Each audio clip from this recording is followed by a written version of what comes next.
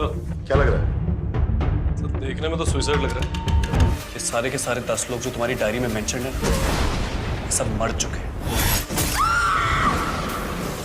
तो गाइस यार, आज के टाइम पे साउथ इंडियन मूवीज देखना हम में से हर किसी को पसंद है, क्योंकि इन मूवीज के अंदर हमें कुछ इस लेवल का सस्पेंस और थ्रिल एक्सपीरियंस करने को मिलता है जो कि हमें मूवी की एंडिंग तक बांध के रखता है। और इसीलिए आज की इस वीडियो में मैं आप सभी लोगों के लिए ढूंढ के लेके आ चुका हूँ साउथ की टॉप 9 बेस्ट मूवीज, जिन मूवीज के अंदर आपको मर्डर, मिस्ट्री, क्राइम, इन्वेस्टिगेशन के साथ साथ कुछ इस लेवल की स्टोरी देखने को मिलेगी जो की आपको मूवी की एज ऑफ द सीट पे बांध के रखेगी। तो चलिए गाइस, बिना आपका ज्यादा टाइम वेस्ट किए वीडियो की शुरुआत करते एक बहुत ही कमाल की मूवी से जिसका नाम है रॉबर। ये 2025 में रिलीज हुई एक क्राइम थ्रिलर मूवी है जिसे IMDb की तरफ से 8.5 आउट ऑफ 10 की रेटिंग मिली हुई है। अब इस मूवी के अंदर हमें स्टोरी दिखाई जाती है सात्विक नाम के एक आदमी की, जिसकी लाइफ में पैसों को लेकर बहुत ही ज्यादा दिक्कत चल रही होती है और इसी वजह से सात्विक छोटी मोटी चोरियां करने लग जाता है ताकि वो अपनी पैसों की प्रॉब्लम को दूर कर सके। लेकिन अब ऐसे में एक दिन सात्विक डिसाइड करता है एक बड़ी चोरी करने का ताकि वो एक साथ बहुत सारे पैसे कमा सके और अब ऐसे में वो निकल जाता है अपनी इस चोरी को अंजाम देने के लिए। लेकिन कहानी में ट्विस्ट दबाता है जब इसी चोरी के बीच में सात्विक एक ऐसी गलती कर देता है जिसकी वजह से वो एक बहुत